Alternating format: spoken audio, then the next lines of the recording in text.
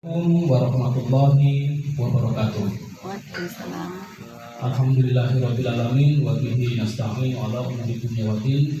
Wassalatu wassalamu ala sayyidina Muhammadin wa ala alihi wa sahbihi ajma'in. Amma ba'du. Faqala Allah Ta'ala fil Qur'anil Karim, a'udzu billahi minasyaitonir rajim. Bismillahirrahmanirrahim.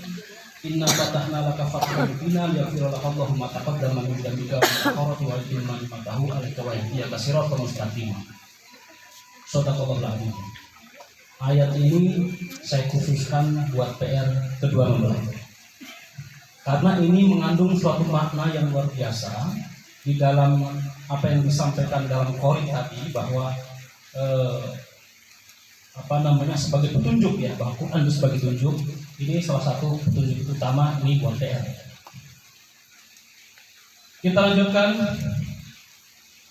Alhamdulillahirabbil alamin, bahwa kita bersyukur kepada Allah Subhanahu wa taala yang mana pada hari ini kita bisa bermuajahah atau bertemu di dalam acara yang sangat gembira ini. Maka oleh karena itu yang terhormat Bapak para alim ulama, mungkin kalau ada Bapak para Pak Kiai, mungkin kalau ada, dan yang saya hormati kedua mempelai ya, yang berbahagia, khususnya mempelai yang saya hormati yang berbahagia ya. Perlu saya sampaikan bahwa saya ini sebenarnya bukan profesi saya tukang sampah ya.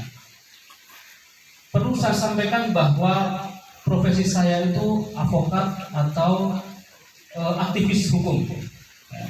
Jadi sebenarnya saya tidak layak untuk memberikan suatu nasihat-nasihat dalam pernikahan.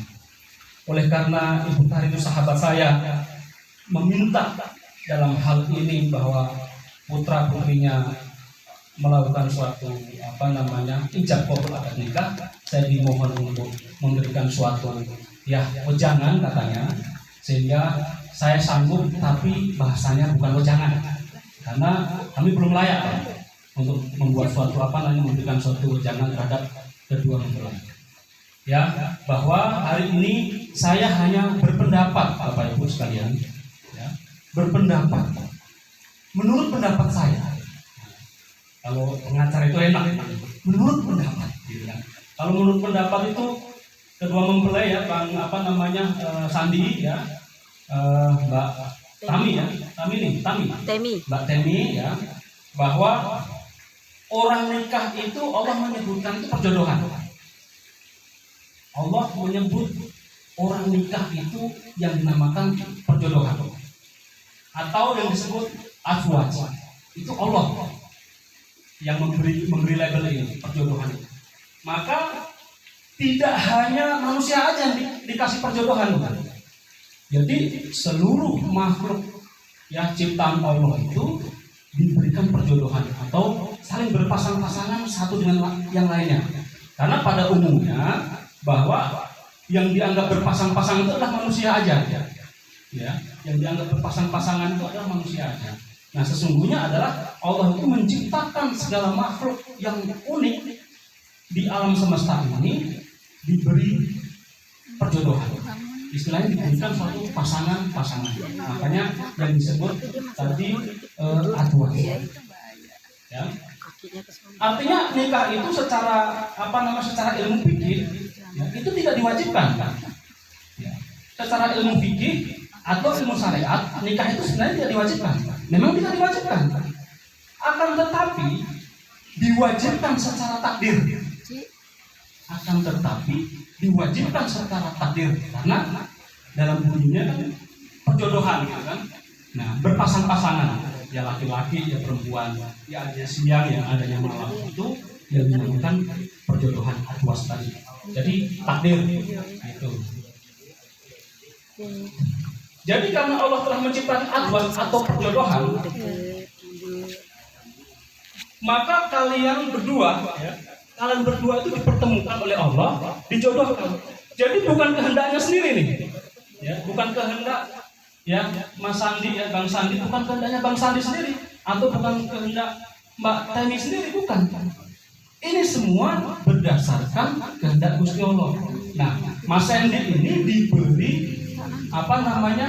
diberikan oleh Allah sesuatu yang sangat luar biasa. Artinya Mbak Temi atau sebaliknya Mas Sandi itu diberikan sesuatu, diberikan kepercayaan oleh Allah, ya, untuk dijaga, dirawat, diberikan kasih sayang yang selayaknya. Gitu ya, diberikan. Karena ini bukan karena kehendaknya Mas Sandi atau kedua mempelai aja sehingga bisa nikah, enggak. Karena mengacu kepada aswat tadi, perjodohan tadi. Ya. Karena ini kewajiban alamiah, ya. Perjodohan itu kewajiban alamiah. Maka adanya Mbak Temi, ya, adanya Mas Sandi, ya, pasti kawin dan nikah itu udah takdir Allah. Itu bukan kehendak manusia. Itu sudah takdir Allah. Dan Allah sudah menjamin itu. Ya, Allah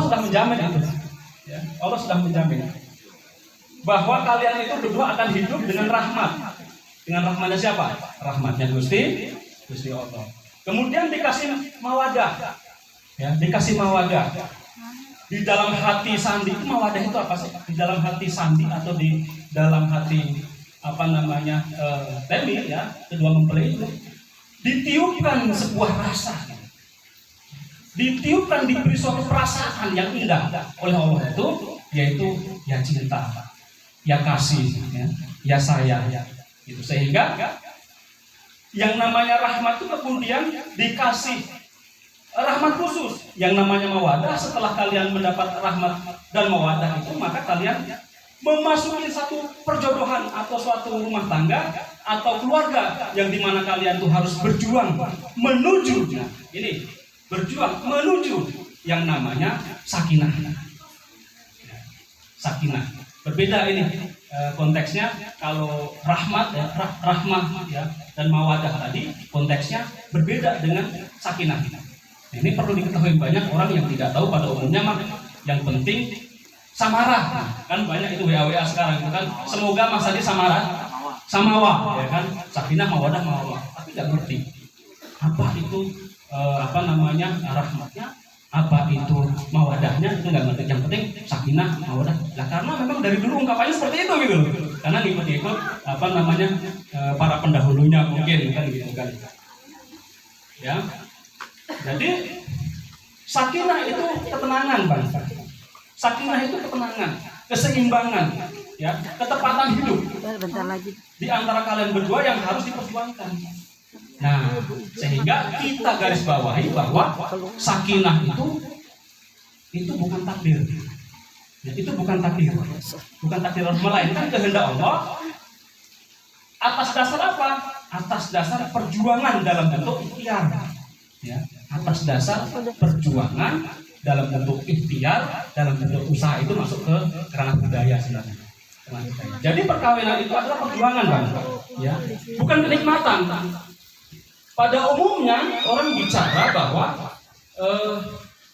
pernikahan itu, perkawinan itu suatu kenikmatan. Itu salah. Ya. Kalau pernikahan atau perkawinan itu sebenarnya menuju ke sakinah tadi, yaitu perjuangan, bukan merupakan suatu kenikmatan. Ya, jadi perkawinan itu perjuangan, bukan kenikmatan. Nikmatnya sudah dapat. Kita ini semua sudah diberikan nikmat oleh Allah yang namanya rahmat dan mawadah tadi. Rahmatnya sudah kita kita lakukan setiap hari, ya. Tapi kita kurang menyadari kebanyakan, betul. Dan mawadahnya kita sudah rasakan setiap hari, tapi kita kurang sadar. Kurang mensyukurin apa yang diberikan. Makanya kalau ada teman-teman mendoakan semoga, dan semoga itu, kata semoga itu tidak yakin pada Gusti Allah.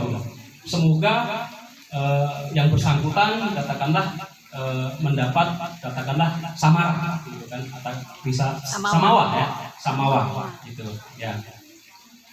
Tapi sakinah itu adalah perjuangan, maka Allah dalam ayat Al-Qur'an sakinah itu kata kerjanya. Dalam Quran, ya, sakinah itu kata kerjanya. Kalau saya dulu belajar yang namanya Nausorot, fa'ala ya fa'alu fa'alan, itu kita sebut di sini bahwa sakinah itu kata kerjanya yaitu yaskunu atau litaskunu. Yaskunu atau litaskunu. Ya, artinya engkau menancapkan, engkau menempatkan. Dan beda. Litas kununya orang nikah itu litas kunufi, bukan litas kunufi. Kalau litas kunufi dengan kata sambung fi artinya sesuatu yang statistis seperti tiang ditancap, itu litas kunufi. Tapi kalau suami istri itu dinamis, ya. Kalau suami istri itu dinamis, makanya disebut litas kunu ilah. Namanya litas kunu ilah. Ini mohon maaf nih kalau ada keliruan mohon dikoreksi karena kan bukan profesi, ini hanya pendapat. Ya, karena saya bukan profesi. Gitu. Hanya mengutarakan pendapat saya terhadap kedua mempelai tersebut, ya. Terus kemudian jadi kalimat yang lebih proporsional itu seperti apa? Jadi kalau di dalam kalimat proporsional itu pernikahan adalah semoga dengan rahmat dan mawadah dari Allah Subhanahu wa taala kalian berdua bisa memperjuangkan sakinah. Ya, bisa memperjuangkan sakinah. Ya, bukan sakino ya, sakinah. Jadi jangan dibalik-balik karena setiap ada ucapan biasanya semoga samawa, semoga, tapi tidak mengerti apa makna daripada sakinah itu sendiri, apa makna daripada warohmah. Ya, wadah itu warohmah itu seperti apa? Rata-rata belum memahami, tapi asik untuk mengucapkannya. Itu pada umumnya seperti itu, tapi itu juga udah bagus. Gitu, itu udah bagus. Ya, yang nanti ketika kita sudah memperjuangkan namanya sakinah, karena sakinah itu butuh perjuangan, maka di dalam sakinah itu nanti akan naik turun, ya, akan naik turun, akan timbul tenggelam, naik turun gitu. Nah, jadi ini bahaya ini perlu disikapi, antisipasi. Kedua mempelai wajib mensikapinya, ya, karena ini akan naik turun. Karena memang tugas daripada sakinah itu karena bukan takdir, itu merupakan suatu tugas fungsi daripada manusia yang untuk memperjuangkan yang namanya sakinah itu pasti akan adanya timbul tenggelam, pasang surut, konflik kecil-kecil udah pasti di dalam rumah tangga. Nah, pasti ada pergeseran, mungkin nanti Mbak Sami Tami katakanlah kopinya mungkin kurang pahit katakanlah. Nah, itu Mas Sami cemberut aja umpamanya.